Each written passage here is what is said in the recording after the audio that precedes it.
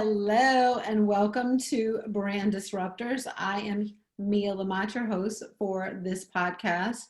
And today I have with me one of my besties in the whole wide world, Miss Tamrah Barber. How are you today, love? I am doing magnificent, my friend. Magnificent, my soul sister. Yes, I'm so happy to see you. You too. I know. I was looking up some stuff for to do for the weekend, and I looked at our spot that we go to for our relaxation. I was like, you know what? We are way overdue. Way overdue. When I We'll tell y'all what it is later. We're going to tell y'all right now, right? yes, I've been thinking about it. I've told my kids about it. I was like, guys, because they were trying to figure out what to get me for Mother's Day. That was number one on the list. Yeah, it's the best gift in the world. Absolutely, absolutely. All right, so we're gonna get started, right? I have like these five rapid fire questions that I ask my guests, just so we can get to know you guys a little bit better, Okay. and then you and I'll just kind of jump into a little discussion about what you do and how you showing up in the world. Okay, Let's go. awesome. All right, so my first question to you is, what is your mantra? Ooh, my mantra. It's funny you asked that because from time to time I hear like songs on the radio and the vamp line is that becomes my mantra. And to be honest, I haven't listened to the radio lately. But the one thing that always I pull out the back of my pocket is an affirmation that I use. And it is I am bold, free, and powerful. And so Ooh. whenever I am in one of those places where I feel anything but that, that's what I pull out. Oh, I love that. I love that. And you are bold, free, and powerful, Yeah. right? I I take my power stance too. You put your arms on your hips and you like look in the mirror. Yeah. Yes. All Power that. pose. Yes. Amy Cuddy, Presence is the name of the book. She talks about it. It actually changes your physiology. Yes. Yes. It Yeah. does. I told y'all my friend was smart. All right, y'all. What three words would you use to best describe you or your brand? Hmm. Because I know you have a couple of brands, but I know that you're weaved throughout them all. Yeah. I would say authenticity, Hmm. this particular brand, power would be another one, and presence. Love it. Love Authenticity, it. power, and presence. What is your least favorite mode of communication? Hmm. That's an interesting question. Especially since given what you do, right? Yeah, I work from home and I'm on the phone all the time. So I would say probably talking on the phone is my least favorite, mode of communication. But then when you're texting and you got a lot to say, then that becomes my least favorite mode of communication because it's just too much. My fingers start hurting. I say texting is for the younger generations. Like, I'd Oh, rather somebody pick up the phone and call me, yeah. unless it's like a one-liner. Now this is my favorite. Like to be able to FaceTime or Zoom someone, that is probably my favorite mode of communication. And when texting becomes too long, another one I like, if I'm not just, if I'm not in a way looking in a way that has my, face all over the place, then voice. Voice is always good too. Like that Like a little voice text? yes, voice text is awesome because you don't lose the meaning behind what you're saying Absolutely. when you text. Yeah, absolutely. And you people can't misconstrue what it is that you're saying at all because the feeling comes through. Yeah, Mhm. I totally agree. I know your husband styles you sometimes, right? But I want to know what outfit makes you feel like a badass. I love the color white Okay. and because I love silver. And so that silver and white combination, a white, in my mind, And I want to actually want to get a seamstress to like create this outfit for me because it's been in my mind for years. Well, we got to get Will to draw it first, and Exactly. then we'll get somebody to make it for you. I got the person, so tell us all about it. Yeah, so it is, I love like a beautiful white suit, right? Mm. Double-breasted with the tie. Okay. Waist tie because, I need to like accentuate my waist because, I'm kind of Yes, girl. thick side. So, and even though I'm on the thick side, I still do have that hourglass. And so to pull that waist in, that is always a good look. And then, a nice jacket, nice length size jacket. And the pants in my mind go from skinny to, pedal pusher style to flare leg, depending on what the style is, and Okay.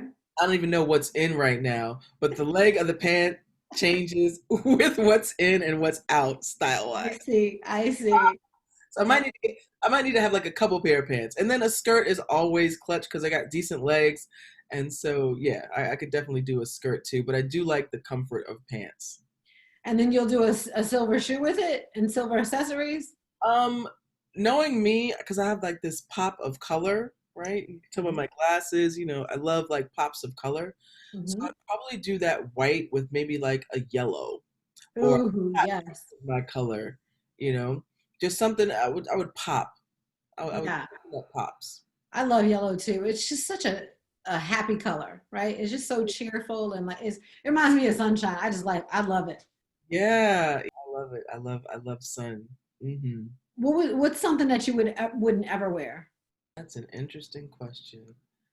I would never wear. You know what I don't like? I don't like those A-line dresses. I would never wear an A-line dress because I mean, Yeah. like that it just does not. Mine is like pencil skirt, like not A-line. Like I need a pencil skirt or something that is long and flowy, but like it's got to come in at the waist. But that yeah, that just does not look good on me at all. So I Yeah. never wear A-line. Yeah, because you don't have a triangle. You don't have the inverted triangle. So Yeah, so that is not gonna work. So have you never done it? no A-line dresses for Tamra. If you're going to be buying her any gifts, No. just contribute to the white suit, right? Yeah, suits always. I love jackets, so yeah. Yeah, jackets are amazing. I mean, they actually complete outfits, right?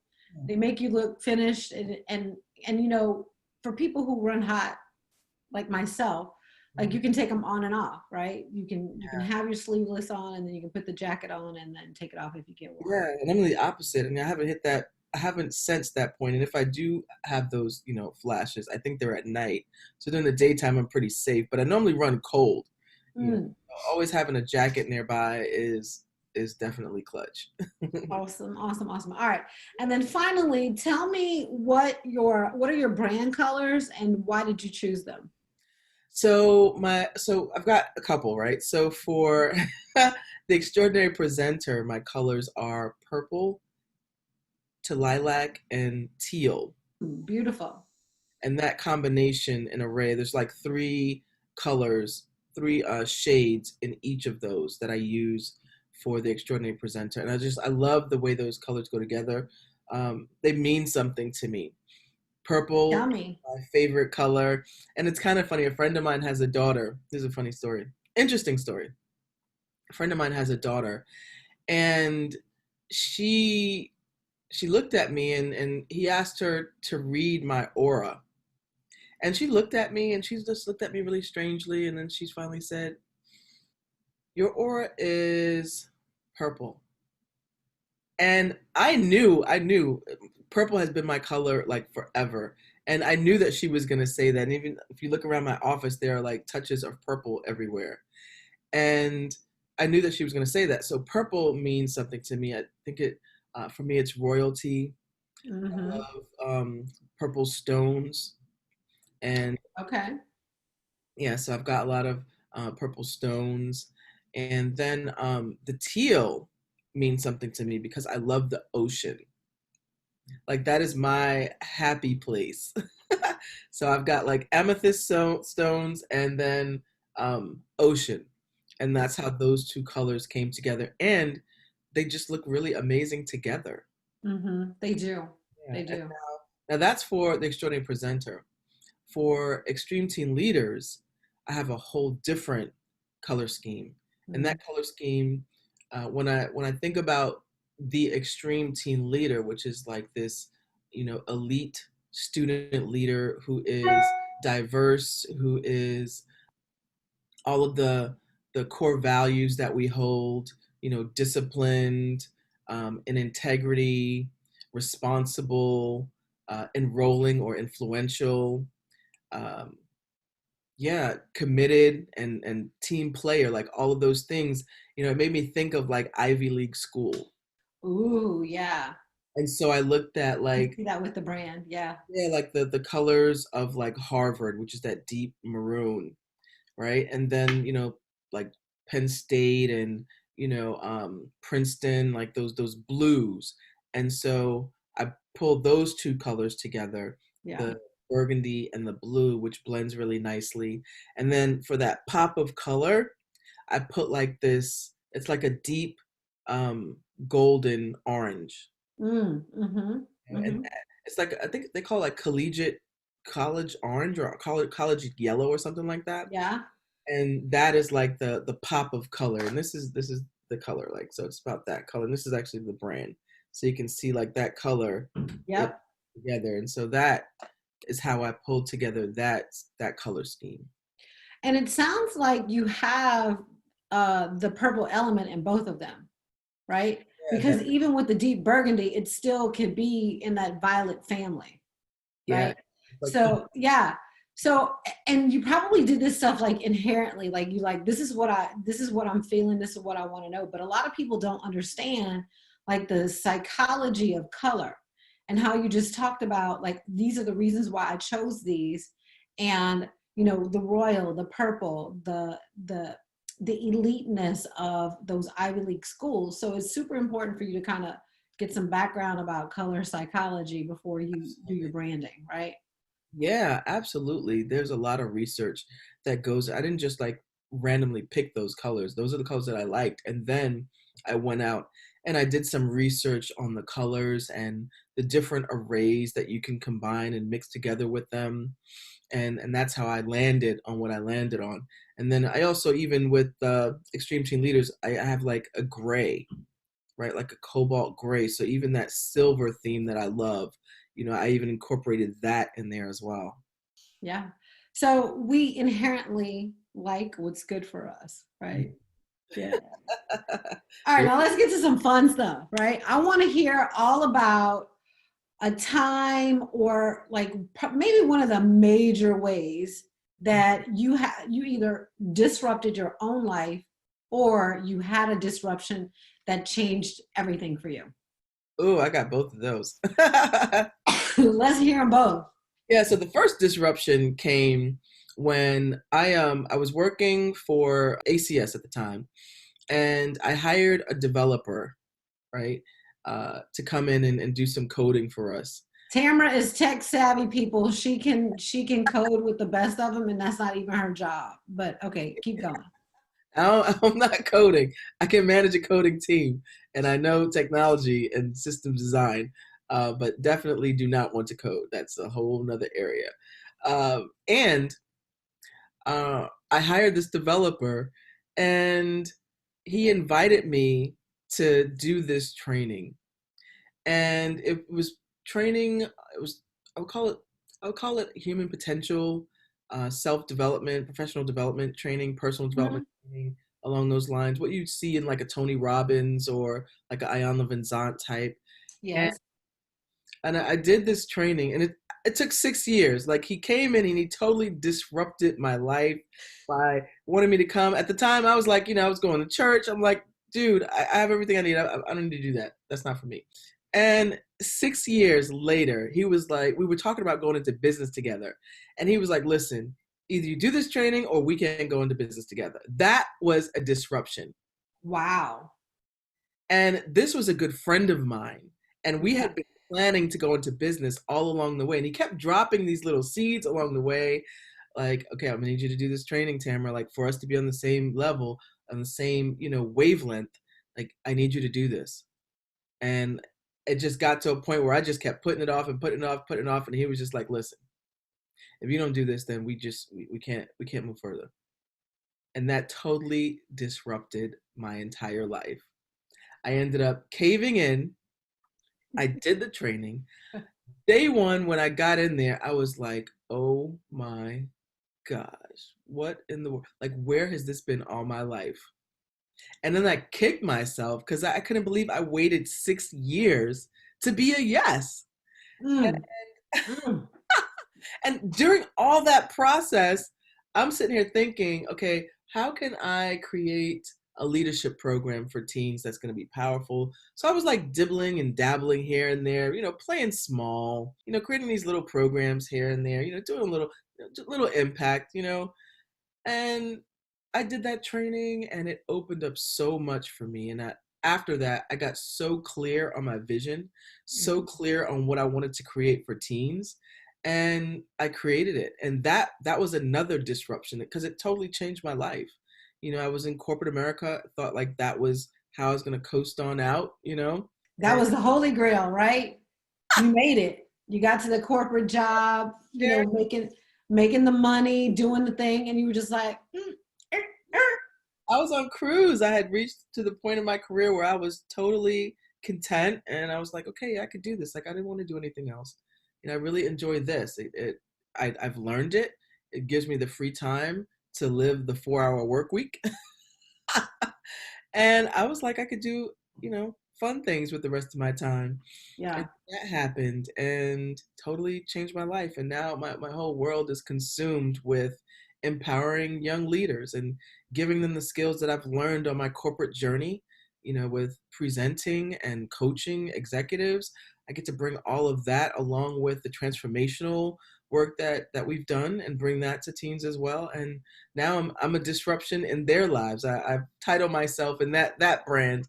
I call myself the teen interventionist, right? And so that is like in alignment with disruption because I come in and I am an interruption in their life and what they're being right now and having them open up to what's possible and what they could do with their lives. And that's what I do. And even on the presentation side, I'm a disruption to presenters who think that they have it all together and don't realize little nuances that are in the way. And I point them out and I'm an interruption. And because of it, they come out better. Absolutely, absolutely. So y'all, when I'm talking to Tamrah or when I know Tamrah is gonna be online, I step up my game just a little bit because I'm like, okay, you're free to give me critiques, but I don't want any. You know what I'm saying? But for real, like you really do have to be open and willing for people to give you some feedback in order to get better. So I'm glad you talked about that, right? Absolutely. Well, listen, I step up my game too. Every time I'm like, okay, I'm going to Mia's or I'm gonna be around Mia, I was like, what outfit am I wearing? Like it needs to be well put together. So she's not looking at me like, what you got on? But that's the kind of friends that you want, right? I mean, we can totally be ourselves together, but we also have each other be in a way that we want to step up our game every time we're with each other. Absolutely. So, and we're also steppers in partnership, right? Because we'll be like, oh, did you do this? Did you do this? Did you take this class? Are you going to do this? And we just like, yeah, let's go for it. Like, we don't just relax together. We learn together too.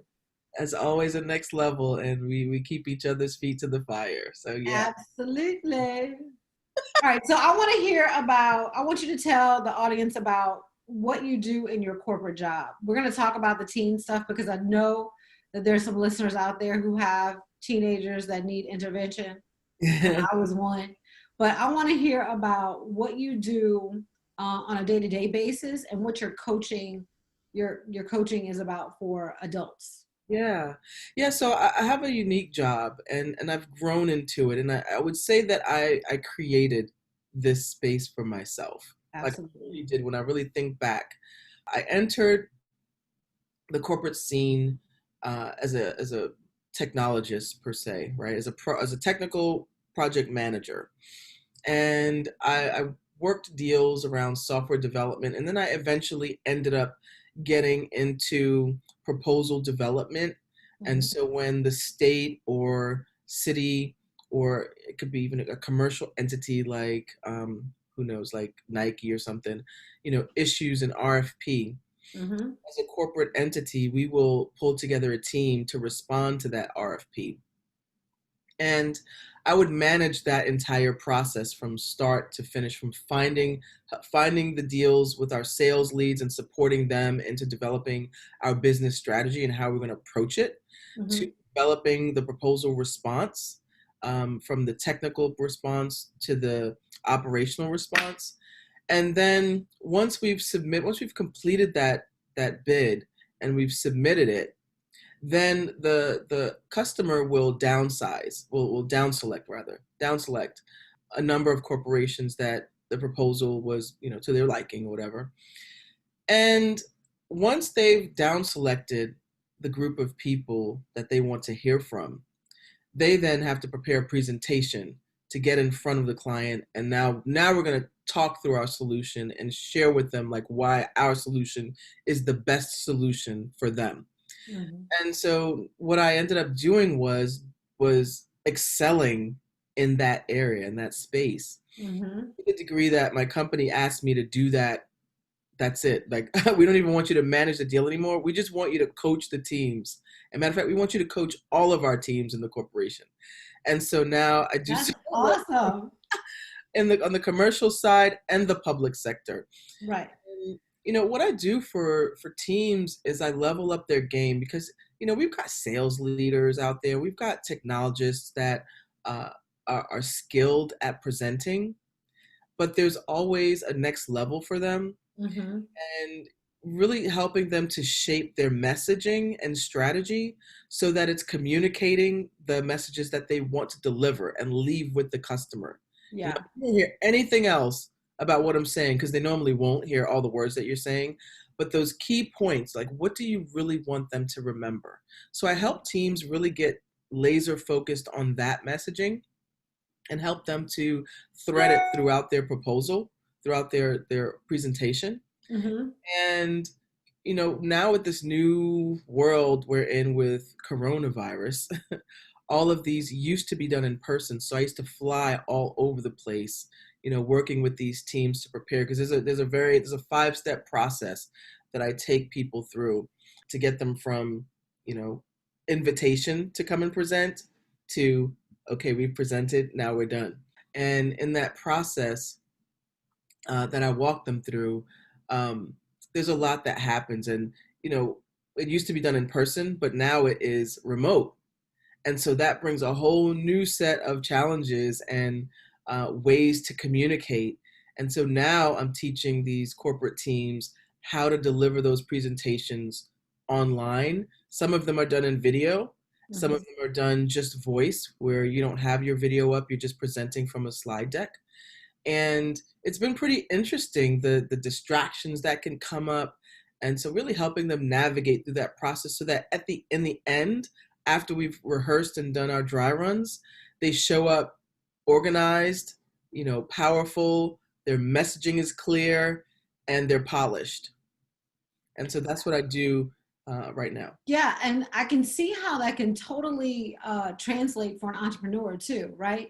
If they're going to be going to pitch an idea to someone that they want to support Yeah. them with funding, or even with clients. So when you're trying to sell something, when you're trying to sell your services or your product, you still have to convey a certain kind of message, right? Yeah, and that's true. And it's funny because that you say that, because even the teams that I coach, the one thing that I hear all the time is like, oh my God, these are such great skills. Like, I can use this across the board.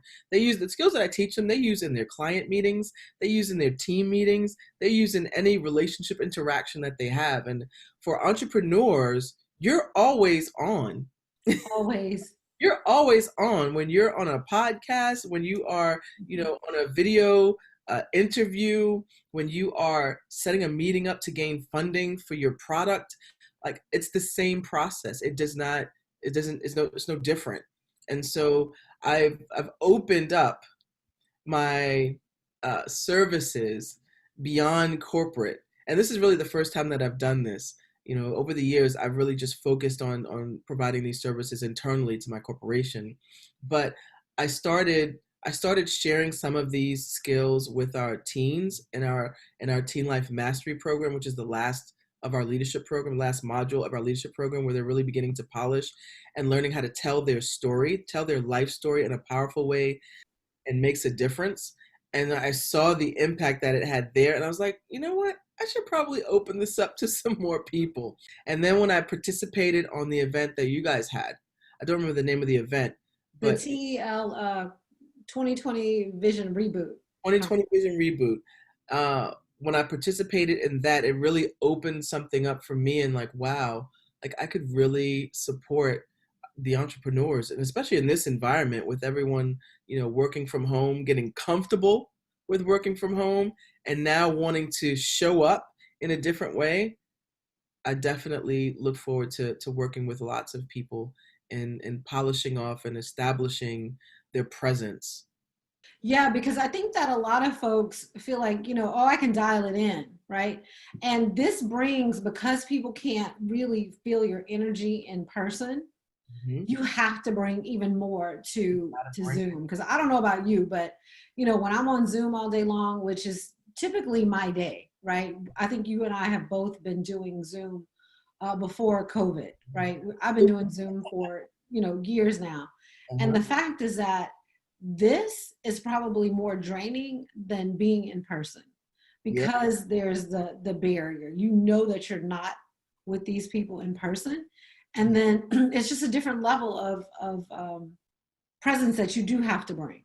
absolutely. And I was telling the team that presented yesterday, I coached them all this week, and they presented yesterday. And one thing I kept telling them is like, even though they can't see you, you need to present like they're standing right in front of you, and you need to smile when you're talking. Even over the phone, people can feel your smile, right? And Absolutely. so there are things that you want to do to presence yourself with them on the other side of this technology. Absolutely. And Absolutely. sometimes even like looking in the camera, like right now, I'm looking in the camera as if I'm talking to someone standing right in front of me. And you want to do that as opposed to just kind of like, talking and looking down and, not really paying attention to like the camera. It makes a big difference because when you're presenting online with Zoom, you're really talking to one person. Even if there are 200 people on the phone, you are interacting with one person, and it's the one person on the other side of their camera. Yeah, Tamara just gave y'all a huge nugget. I hope y'all got it. Like, you have to look in the camera. If you're on your phone or on your computer, look into the camera, into that small hole. And that's when you have the eye contact with the people that you're actually talking to. One of the things that drives me nuts, there's this coach that I follow, and her eyes move the entire time that she's on there, and she's hardly ever looking in the camera, and it's hard for me to even listen to her because of that. Like, it's better for me not to even watch the video and Yep. just listen to what she's saying, because she has some really good stuff to say. It's Yeah. just that because I know this and you know this, like, it's really hard to even keep up. And I think that that's true for most of us. Yep. Yeah, and that's true. You stop looking because it's a distraction. If you really are interested in the content, then you just stop looking. You stop looking, and you don't want to be disconnected in that way when you're talking to people. So you really do need to keep your eyes on the camera, and make sure you put it in a zoom view, and even with your phone, right? When you turn it this way, it's you have a better chance of like looking in the camera, right? But when you have it this way, it looks like you're looking sideways like that at the camera hole, and you're really not Mhm. looking at the person, because you're looking at the person on your screen, which is to Absolutely. the right or left of your camera. And so it looks weird, which is why even when we started out, I was on my cell phone. I was like, no, I got to switch this up because now I'm looking there and I won't be able to see you. Absolutely. And I think that's probably why sometimes, when we take selfies in that mode, we're Mhm. not even looking at the camera. Like, I'm looking at myself in the camera instead of Yeah. through the camera. So you can always tell when somebody has, when they don't know, right? It's probably more our generation than the younger generation, but still. I want to go back to at least one of your disruptions and ask you, Like what did that experience teach you about yourself, and what did it teach you about the world around you? Yeah, that's an interesting question. The disruption that comes to mind when you ask me that is deciding to create this leadership program. It taught me a lot about myself. Initially, when I started, I wanted to not be in the spotlight. You know, as a coach, I'm always coaching from the background, right? So I'm never the one in the spotlight. Very few times did I actually have to step in and present. And so being in the background was very comfortable for me. And what I found out about myself was that I was hiding. Ooh, hiders, I was hiding like a mother, boy. out yourselves. I, Tamara just did it. I was hiding, and I didn't want to be. I was nervous about being in front of the computer. I was afraid of what I would look like. Like all of these things happened.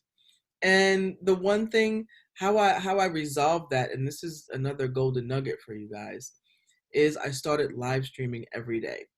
Mm. I joined, She felt the fear and she did it anyway, yeah, consistently. yeah. I mean, at least once or twice a day, I was live streaming. I joined a live stream community. It was an international live stream community with speakers and givers and professionals from all over the world. And I started presenting with them, and it was like a pass the mic type of deal where Mhm. she would generate all these topics for the week, and they would be done twice a day, and then you could choose the topics that you wanted to present on, and then I would always join it and put my own spin on it. I was really focused on teens at the time, so I would take her title and I would, transform it into something relevant for parents with teens or teens. And I was doing that every day, and I got so comfortable, after a while, after I learned, even from the presenters that were presenting with me, because there would be like a lineup of about 8 presenters. And I would watch them, and then I would get on and I would do my thing.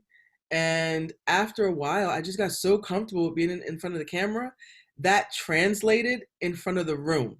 So when I started training, I felt comfortable being out front. And so, whatever that fear is of speaking, of being on the camera, I would say do it. I did it on Periscope for like a year, and that ended up being like 2 to 3 years.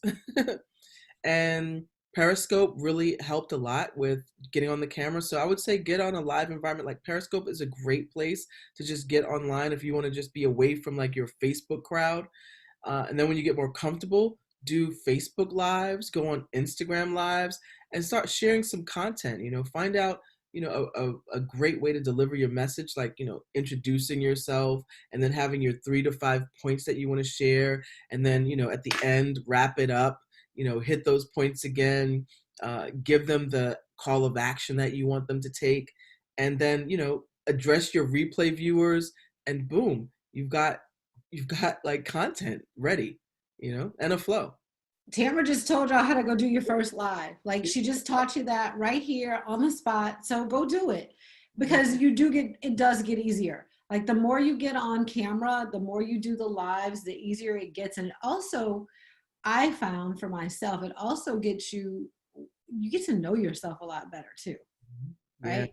You get to know yourself a lot better. And I'm telling you, like that's the best, that self-discovery is really one of the best gifts that you can give to yourself.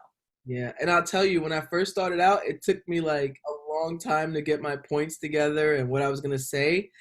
And within the first year, after doing it consistently daily, if you tell me that I need to do a live stream in 20 minutes, I can create something in 5 minutes and be done and stellar and bring it and boom.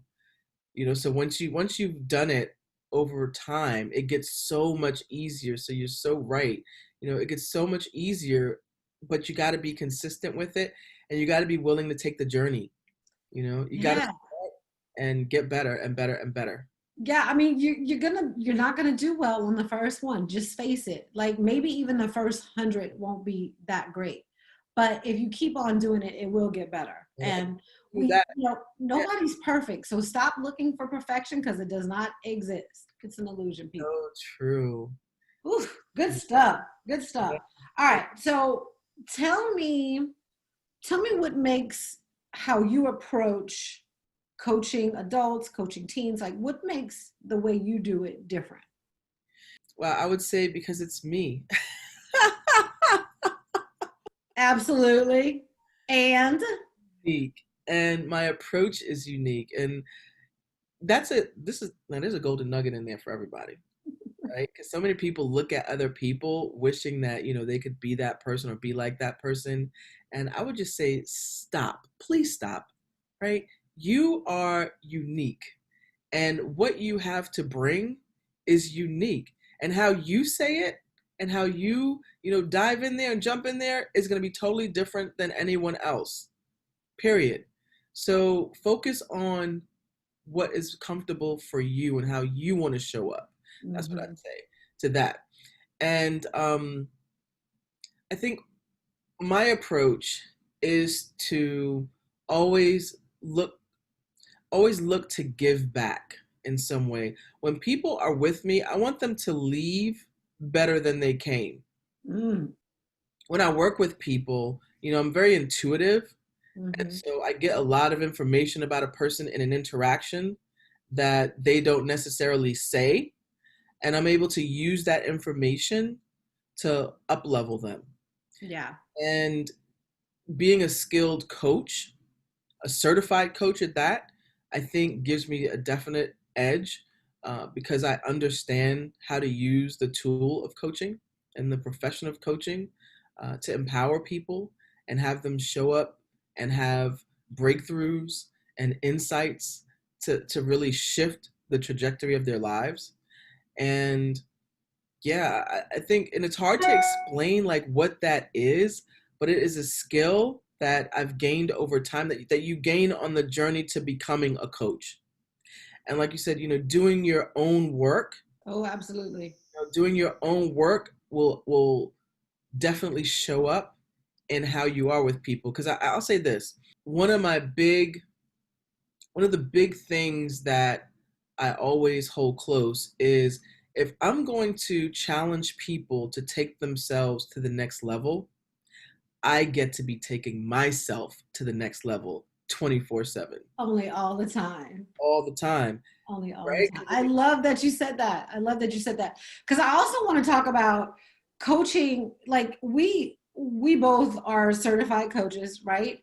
And there are a lot of people out there who call themselves coaches, but they're not certified. And they haven't had the training and the experience and the knowledge. Like, can you speak into why you think it's important? Because obviously you did, because you went to get a certification. So why do you think it's important for people to look for certified coaches? Yeah, there's an art to coaching, and there's a distinction between coaching, mentoring, consulting, therapy. There are so many different modalities, and being clear on the purpose of coaching is what you learn going through those certification programs, and you practice it and you get it in your bones. And so when you're with people, you know how to pull yourself back, because it was really challenging for me as an intuitive, because when I start talking to people, like I'm getting information and it's the answer, like I get the answers to the questions that I want to ask just by talking to them.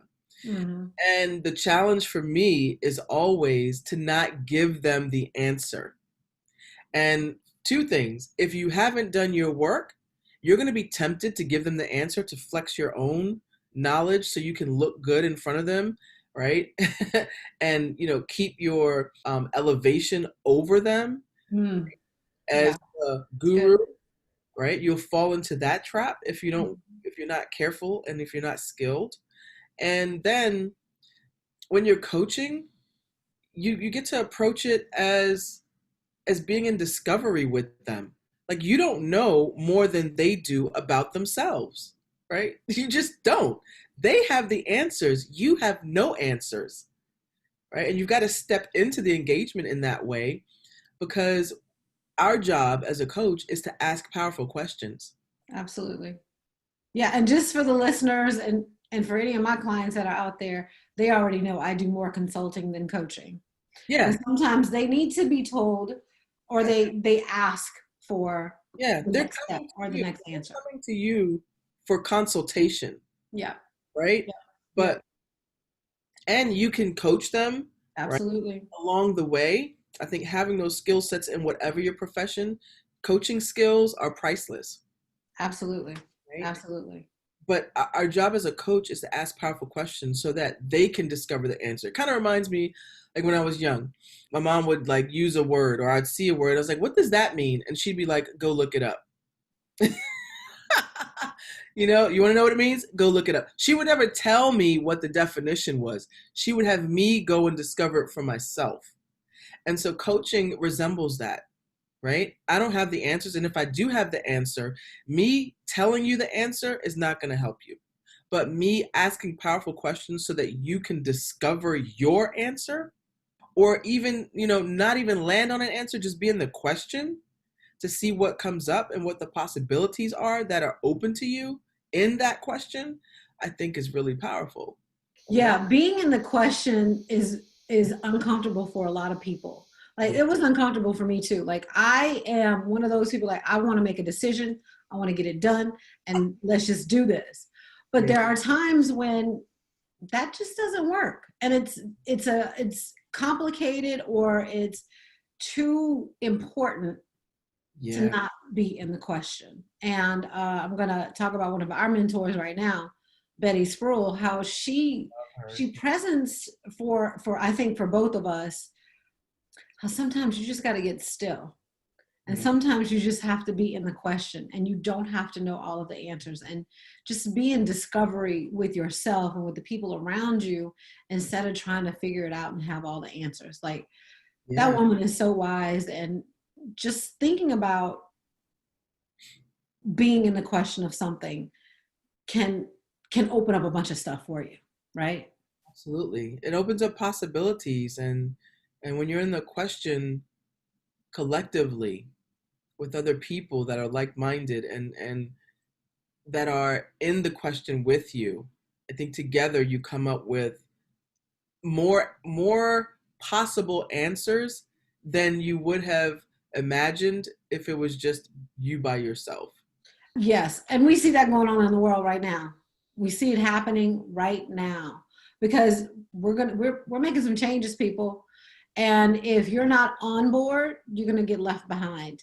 Listen, So disruptors are in effect right now. they are, They they are. are, and I am here for all of it. Like we're truly about to transform the world. Like people keep talking about getting back to normal. I'm like, no, what we're about to create now is what I want Yeah. because I'm seeing where the injustices are being answered for. I'm seeing where people are starting to take responsibility for the things that they were unconscious to, right? Absolutely. Yeah. And I think that that's one of the greatest gifts that we can give to ourselves and to the planet.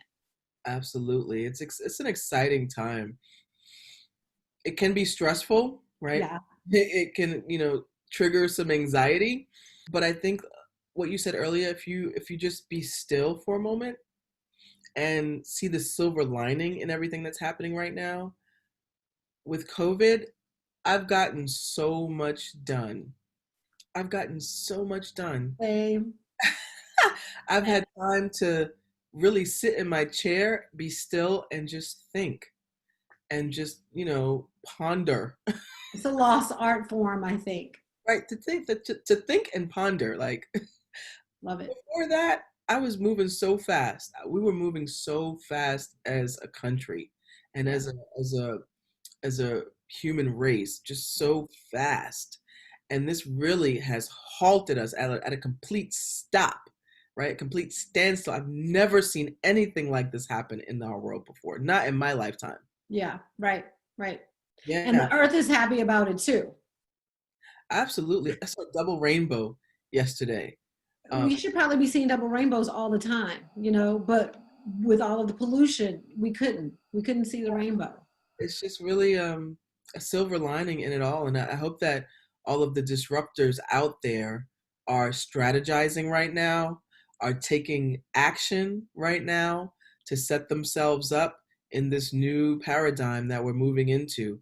and, like I said, presenting, making sure that you are showing up powerfully, your presence, your image, your branding is on point. Like, now is the time to tighten that up, because it's time to go. It's go time. It is go time. So Tamrah, I'm glad you talked about all of that, because besides being in the Freedom Lounge, which is my membership site, how can people get to work with you? Yeah, they can reach out to me directly. I've got a website that I put up, www.tamrahbarber.com. Mhm.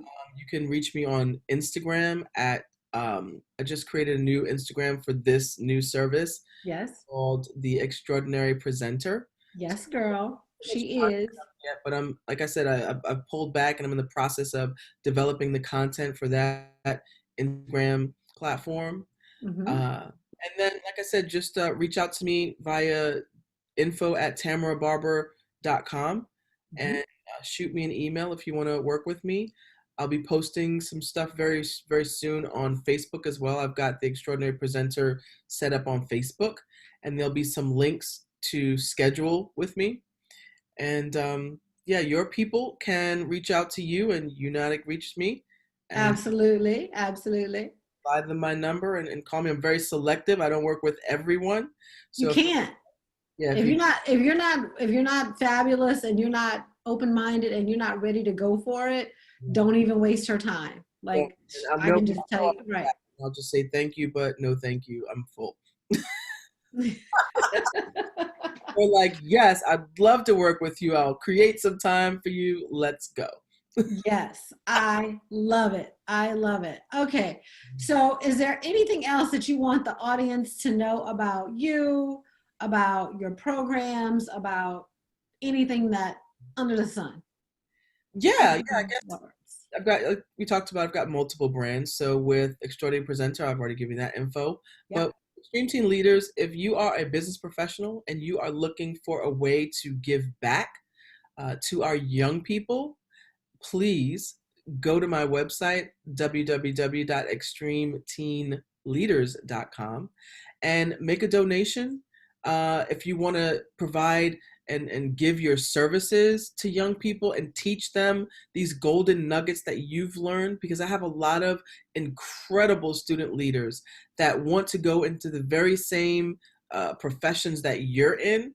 And if you feel like you could take an hour of your time to come and share with them your knowledge and your expertise and the wisdom that you've gained, to give them some guidance into how to become the person that you are in that position, come and share with them. Mia came on and she shared with them on branding, and we had several of them take on her challenge, and they got a one-on-one with her as well, which was a lot of fun. And It was so much fun, and I'm still connected to them. They're helping me increase my game on social media. So yeah, because they listen, they know how to use these tools in a big way.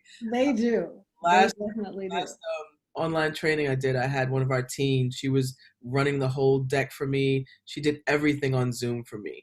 Oh wow! So you had your assistant. 15 years old. So these young people are ready. They're ready to get out here and brand themselves. So again, make yourself available and share with our young people. And I'm going to put up today on my Extreme Teen Leaders Facebook page how you can schedule and become a guest on our Extreme Mastermind for Teens. Awesome, awesome, awesome. So all of this will be in the show notes. So make sure that you reach out to Tamrah either to work with her personally or to be a contribution to Extreme Teen Leaders. It is an amazing program.